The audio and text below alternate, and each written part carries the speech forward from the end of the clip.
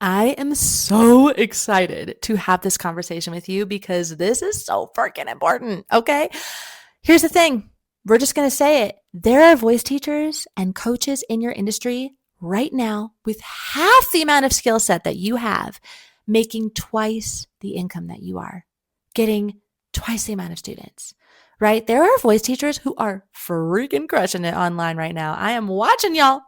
And some of you are not the most technically trained. Maybe they're not even the best singers. Heck, maybe they're not even great voice teachers. I mean, who really knows, right? Like, we don't really know, but they are crushing it. They are getting traction. They're getting engagement. People are loving what they are putting out there. There are people that are following them who have been following them for a long, long time. And so what is that? What is the difference between someone who is a skilled teacher and someone who is maybe not necessarily as skilled, but has that type of buzz? Well, it is that those people are the most clearly themselves. This is so freaking important. Okay. I want you to hear me with 2 ears. Listen very carefully. Okay.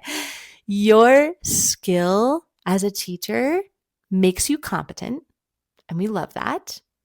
But your magic, your movement, your approach, your way is what gets you chosen. And that is a key difference because I see it time and time again. Voice teachers really want to be the best voice teachers. And I love that. Like, we should be, right? You are investing in your craft. You're doing the certifications. You're doing these programs. You're learning about the voice and the pedagogy and how to be a great teacher. And please, like, I'm not saying to not do that. I think that's wonderful. And at the same time, that is not what's going to get you to sign on students. Your skills and having all the skills and having all the credentials, not going to get you to sign on the students. Okay? The thing that is you, your magic, what makes you different, right? Who you specialize in teaching and why and how. That is what is going to get you chosen. I want you to think about your dream student for a second, because your dream student, and I'm thinking like dream student, okay? Not just like, oh, the student who wants to learn how to sing. It's like, no, the student who fucking respects the hell out of you, who does not care what you charge, who loves everything that you're putting out, who saves all of your reels, who's posting on your reels, who's DMing, like your dream student, right? Your dream student, they're not auditioning teachers. They're not flipping through going, okay, well, this teacher costs that much and this teacher costs that much and this, like, no, they are your dream student because they resonate so deeply with what you share. There are thousands of voice teachers online, okay? The ones that are standing out aren't like louder or like even, I mean, posting frequently, that certainly helps, but it's not even about that. It's that they are so clear in who they are and who they help their people, who they help their people, who they help and what they help their people with, right? Your movement, your magic is why you teach. It's your lens, it's your beliefs, it's your story, it's your strengths, it's your passions. It's what makes your content feel like it was written for one specific person instead of everybody who likes to sing. And this is a key difference, y'all, because so many voice teachers don't understand this. I see so many of you doing vocal reaction videos. And here's a tip on how to breathe with your blah, blah, blah, or like, here's an exercise, blah, blah, blah, all these tips, right? But who are you talking to? And why? Why that tip? And what's the belief around it? And what are you actually helping your people with? Right? Because it's not to sing better. That's not what's going to make you stand out. That's not very sexy. If it's just, I'm going to help you sing better, I'm going to help you get the voice that you've always dreamed of, like, that's just not specific, and that it's not what's going to help you stand out, right?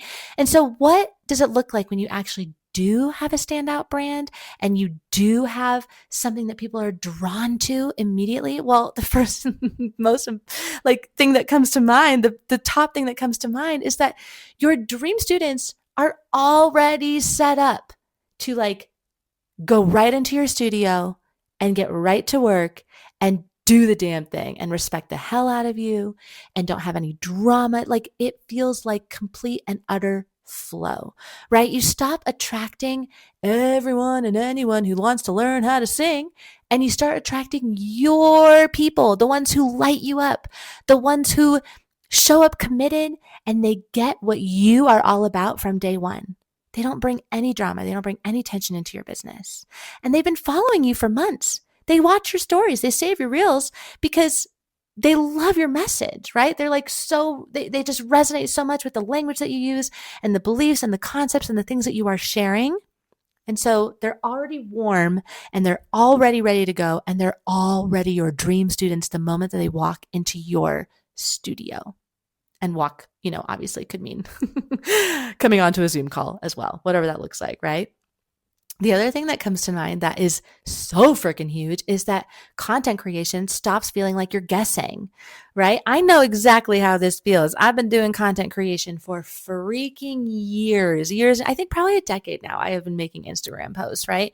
I know exactly what it feels like to get so stumped on a piece of content and being like, wait, what am I posting about? Like what am I trying to say? What makes me stand out? I have totally been there and also heard from many voice teachers the whole like, well, what makes me different? Or here's another one. I saw a voice coach already post about the thing that I was going to post about. So now it's like, oh, well, someone else already said that, right? Like, what makes me stand out? Like, everyone already talks about mixing. Everybody already talks about breast support. Like, why should I post about it, right? What am I even posting about? All of these freaking limiting beliefs and blocks that are keeping you from actually just posting the damn thing. Well, when you know exactly who it is that you help and why you help them and what you help them with, you have that brand clarity. You don't even literally, you never entertain those thoughts anymore.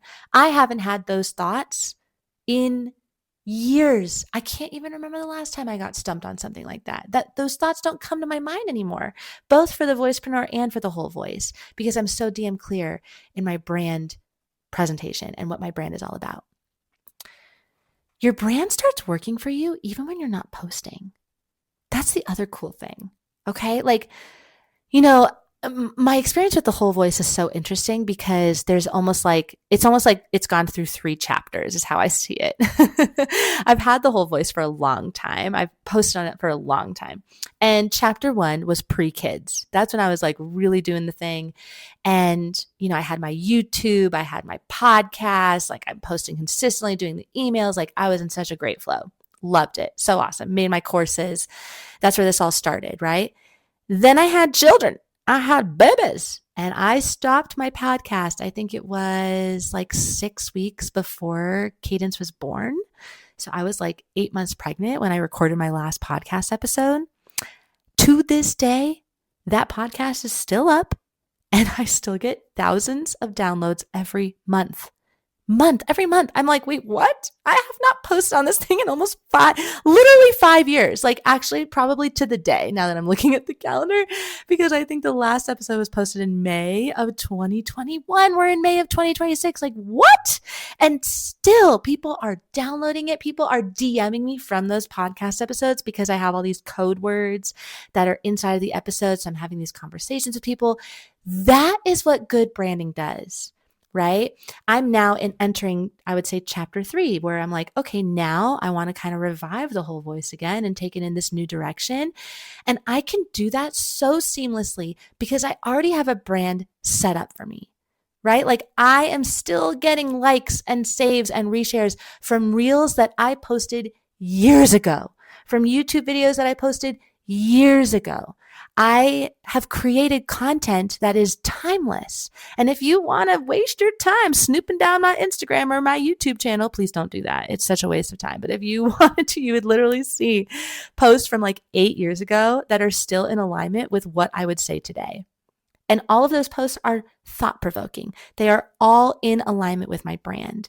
And that has served me through all of these amazing and important stages of my life, like motherhood, right? And that's so important. And I want you to really, feel that, especially if you want to be a parent or, you just want to have like a legacy. Your brand is your legacy, right? It's something that you get to be so proud of, that I'm like, yes, those videos are super old and like the quality is terrible and I didn't have a microphone and I'm in this old little danky studio, but I'm so freaking proud that I have a legacy online, that like my work and the things that I believe are all up there and in alignment with each other, right? Whether or not the colors are the same, who the fuck cares? The content is what matters. The brand movement, right? Your magic. That is going to work for you for years to come.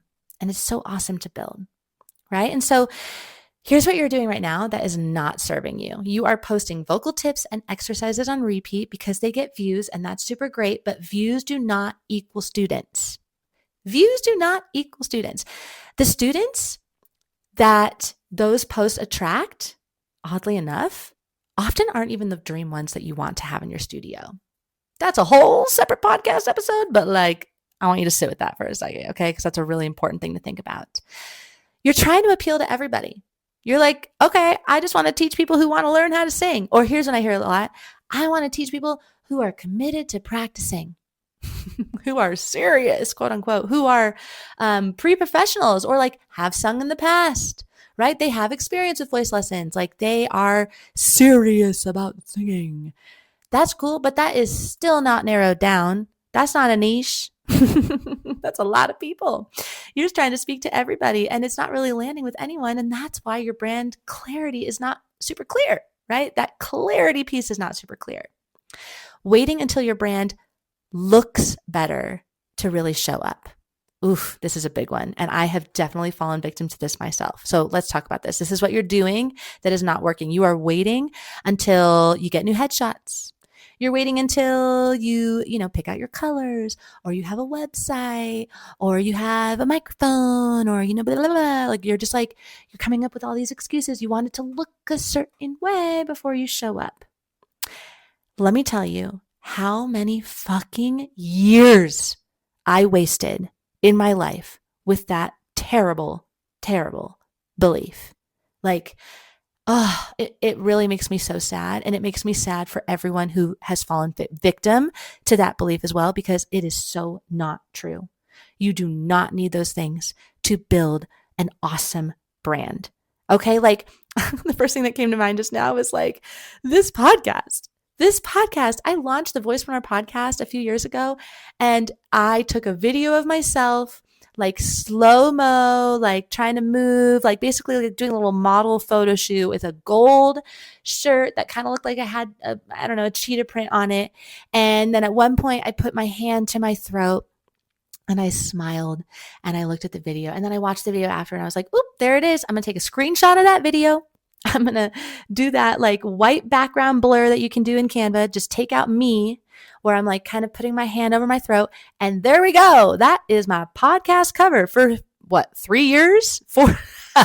However many years that was. Like, talk about as friggin' scrappy as you can get. Okay. And this podcast has served me so well. Served me. But more importantly, it served you. And that's the most important thing. That is the most important thing. It's not about you looking a certain way and having it all put together, right?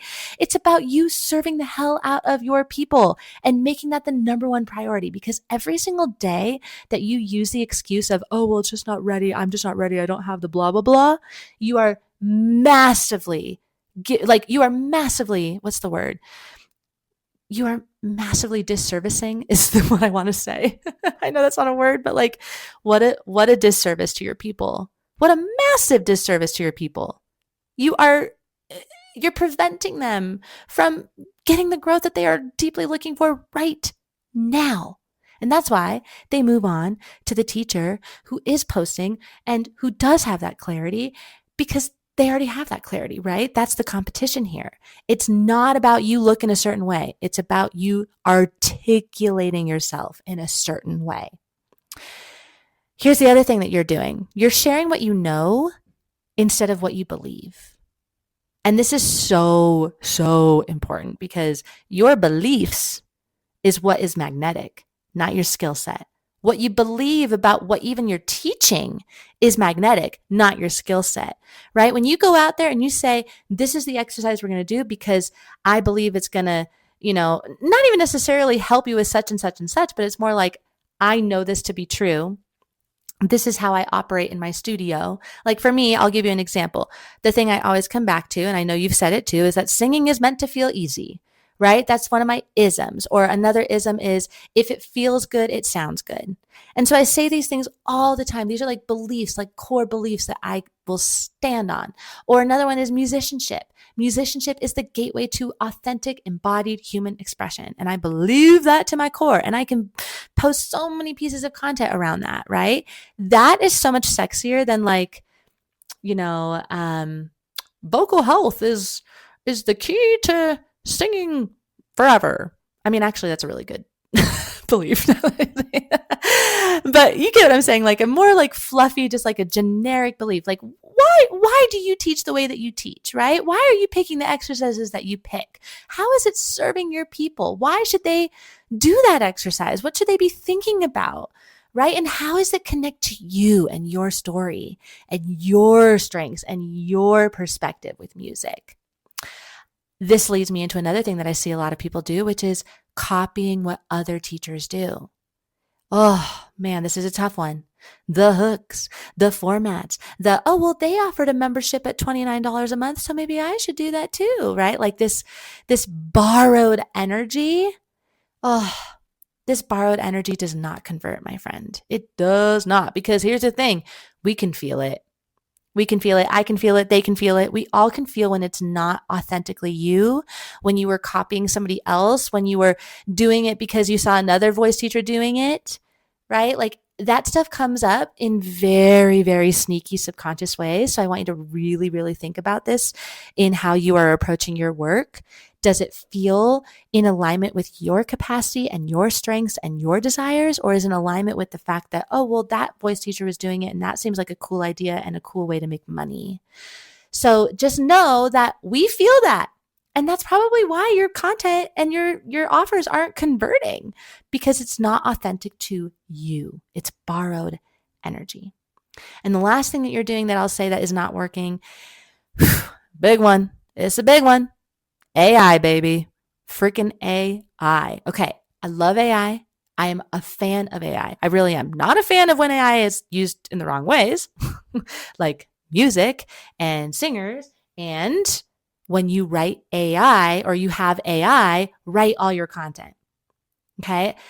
Writing content is such a tricky thing because you want to use it. Like I use AI, of course, to help me and assist me with writing my content. But by no means am I just giving up my voice to Claude or to ChatGPT, because first and foremost, those things suck at writing. Like they are terrible writers, terrible copywriters. It is so goddamn vanilla and robotic and weird. And you can give like I would love to sound more conversational. And actually, I'd like for it to sound a little warmer or a little sassier. And like, yeah, sure, you can give it those little tips, but that is still not it, my friend. It still is not going to be your voice. And this goes back to the authenticity thing. This is the whole point of this conversation, is that you and your voice, your brand voice, that is what is going to sell. That is what is going to make you timeless. That is what is going to attract in your dream students. It is not, I need to post something because I haven't posted something in weeks. And so let me just pull out a carousel post and have AI write it real quick. And okay, I'll tell it a couple things to, clean up here and there. And then, okay, that sounds pretty good. All right, I'll just share that. That is not it. That is not it. Claude, or as I call Claude, I call it Clarissa. Clarissa explains it all. If you know, you know, from the 90s. So Clarissa, she is my organizer. Okay. She's my sounding board. I love Clarissa to be my sounding board, but she is absolutely not my full-time copywriter. Holy fuck, no way. She doesn't write any of that stuff for me. Okay. If she was, then a robot is literally becoming my voice. I lose my voice. And this is why I created a program called Voice Your Brand. This is actually the fun, most beautiful, ironic circle about being a voice teacher. Are you the voice teacher that coaches other people to help and express their voice, right? Like they're expressing their voice. And are you expressing yours? Are you expressing your voice in your content? Are you expressing who you truly are, the way you think about things, your story, your uniqueness? What is your brand voice? And how is it in alignment with who you are? You know, your movement, your magic, this isn't something that you create out of nothing, okay? It's something that you uncover. It's already within you. It's already in you. Your story, your teaching approach, the things that you believe, these are all things that you could really talk about forever. And the things that feel really simple to you and the things that are just so natural to you. And all we are doing here is uncovering it and articulating it. And articulating this stuff is not super easy, let me tell you. I have built many brands and I've done rebrands, and this is deep work. It is inner work, but it is the most important work because everything comes back to your brand. Everything comes back to the clarity, right? It's not that you need more content, it's that you need more clarity. 10 posts from a clear movement, from a clear brand will wildly outperform 100 posts without one, right? And so I want you to question your fear of being too specific, because I know that's one. I want you to question why you are afraid of niching down. And I want you to really, really just own the fact that you are different than everybody else. This isn't about personal branding in like an influencer way, okay? It's literally just saying, I have the courage to say what I stand for, to trust that the right people are going to resonate with it, and just being yourself. Articulating this, putting it into words, putting it into a vibe, into an experience that your students have when they interact with you online, that is a skill, and that is something that we work on together. This is exactly what Voice Your Brand is doing. And so if you are listening to this and you're like, damn, I really need to articulate how I'm different, or wow, I really would love to get some dream students coming in, not just like everybody who wants to sing, right? I want to have content that feels easy to make. I want my brand to work for me for years and years to come. You got to come and join us inside of Voice Your Brand. Voice Your Brand. I'm so freaking excited about this program. This is the work, the best work, the most foundational work, the work that is going to set you up for all the success, no matter what the hell you offer from here on out. This is the most important work that you do. Your brand and your messaging. And that's what we cover. Your messaging are the words that you use, which we're going to be covering in future episodes. All right. If you want to come join us, it's happening live right now in May of 2026. You can check the link inside of the show notes. If you're listening to this after May and June, you can still come and join us. It just won't be live, but you can still get the content. And it is so freaking good. We leverage AI in the best way possible. Oh my gosh. It's just already the people who are in it right now, they're like, holy wow, this is like changing everything for me and how I create everything from here on out. Because it is. That's what the foundational work does, right? Like once you have the compass and you know where you're going, you're like, let's fucking go. So let's create that compass for you, okay? Come inside in the, I can't speak. I keep wanting to say, come inside of the show notes. That doesn't make any sense. Come inside of the program, check the link inside of the show notes. And I love you and I cannot wait to see what you do with your brand. I will catch you in the next episode for part 2. Here we fucking go.